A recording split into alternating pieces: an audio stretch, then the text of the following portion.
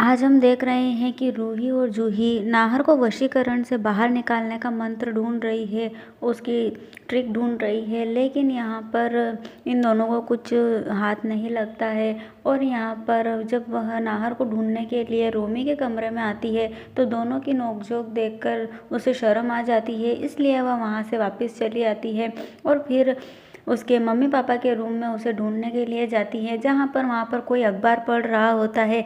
जहाँ रूही को ऐसा लगता है कि उसके पापा अखबार पढ़ रहे हैं, लेकिन फिर उसे शक हो जाता है कि जब वह मंदिर गए हैं तो यहाँ पर कौन बैठा है। तो फिर उसे पता चल जाता है कि नाहर है, तो वह उससे एक चाल चलती है और उसके ज़रिए वह नाहर को पकड़ लेती है।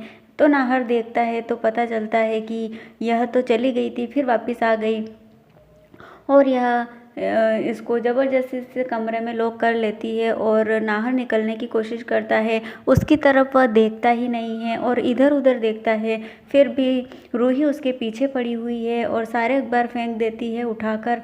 और रूही उसको पकड़कर चुप करा देती है और कहती है कि आप अब कहीं नहीं जा सकते, आपको मेरी बात सुननी ही होगी। और नाहर उसकी आंखों में खो जाता है और उसे पुरानी बातें याद आने लगती है।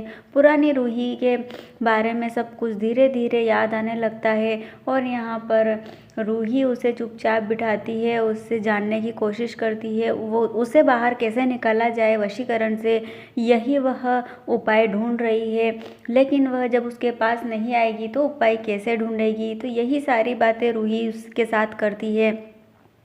तो देखते हैं दोस्तों, रूही को नाहर के वशीकरण से क्या मिलता है और क्या वह उसे बाहर निकाल पाएगी। देखने के लिए हमारे साथ बने रहिए और चैनल को सब्सक्राइब कीजिए।